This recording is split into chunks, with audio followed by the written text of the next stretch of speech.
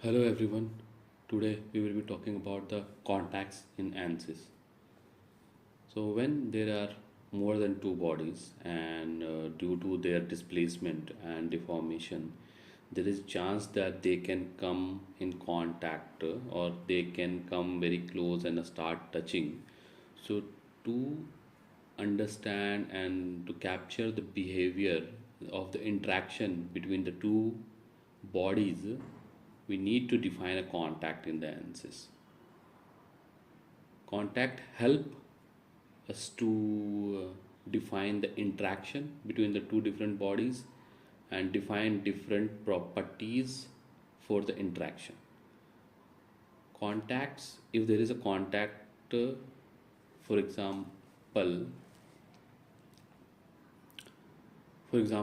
we have two bodies, this red one and blue one, and they are away initially. If there is a displacement in this direction, it comes and penetrate in this body. If there is no contact, the red body will penetrate into the blue body, which is not realistic, because if you imagine in real world there is a ball which is hit into some ground, the ball doesn't penetrate but it bounces back. So if you define a contact here, then it will not allow this penetration. Okay. Also, if there is a motion in this direction, horizontal direction, or in the plane in this direction, how the body will behave, if it will slide freely or will slide with some resistance or it will behave differently, that property can be also defined with the help of contact. So basically the contact is defined between two bodies to understand their interaction, also to prevent their penetration between the two bodies, and also how does it behave when sliding or separating. Okay,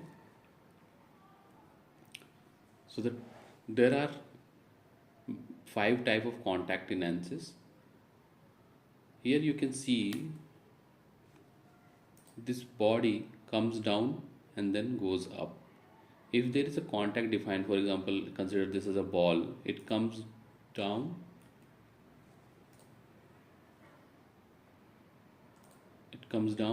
contact is established, and then it goes up. So initially there is no contact, then it comes into contact and again go back to contact. So what is happening? The status of contact is changing. So these type of contacts are called non-linear contacts.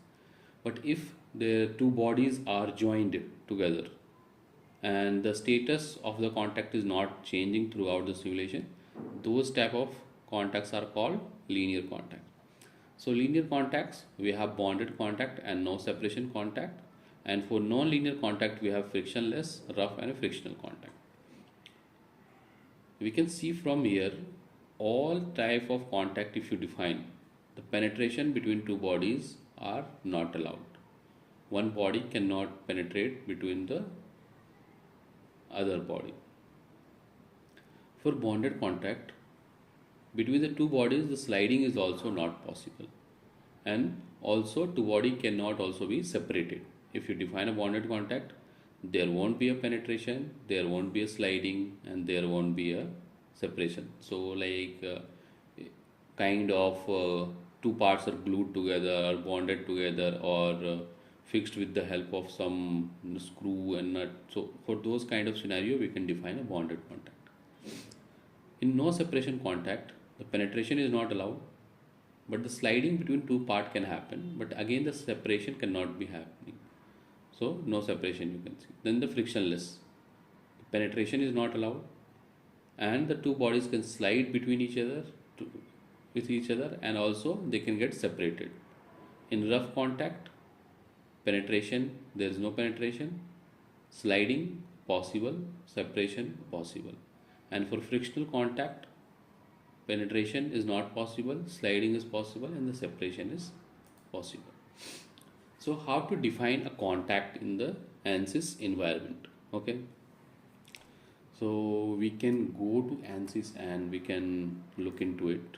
Okay, so we have these two bodies here. Okay, and one contact is defined. I'll delete it for now. And then what we can do, we can come to connection and create manual contact reason. Whenever you want to create a contact, you can define contact with the help of manual contact reason.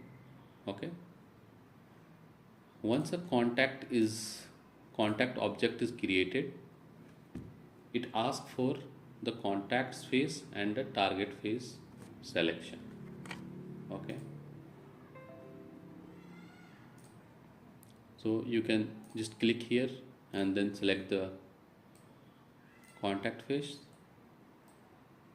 click here, and then you can select the target face. So you can see the tick mark, contact definition is completed. But by default, Ansys create contact as a bonded. Now, this default behavior can also be changed, but all the time whenever create any contact, all the contacts will be based on your default setting. So for now, like by default, Ansys is creating it as a bonded contact. If you want to change the behavior of this contact, then we can change these 5 contact by selecting any other option. So for example, if you select frictional, you have to define the coefficient of friction. Okay. For example, if I select frictionless, then you don't need to define any coefficient of friction, because the friction will be assumed as 0. No separation, nothing will be required. So depending upon the type of contact you define, some information may be required to complete that contact definition. Okay, so now this way we can define the contact. So this is the manual way of defining contact. Okay, contact in Ansys can be defined automatically between parts or between multiple parts. So for example, let's create a connection group. Okay, and in this connection group we can select some bodies. Okay, so I want to define an automatic contact between these two. So just select and then define a tolerance value. So for example, if I want this much, if two bodies are at a distance of this much, 0.01 mm, and less, then automatic contact between them should be created. So now you can create automatic connections. So then you can see one contact is created between these two faces. Contact face and target face selection happened. Also from here, for globe all the object, we can also select and create automatic connections. Okay, if there are more than one body, then we can create automatic connections. So this contact is created from here, this contact is created manual contact, and this contact is created with the help of connection group. So this way we can define contact manually and automatically in the Ansys.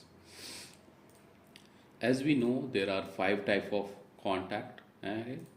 So let's do a case study to understand the behavior of the contacts. Okay, so what we have done, we have taken these 2 plates.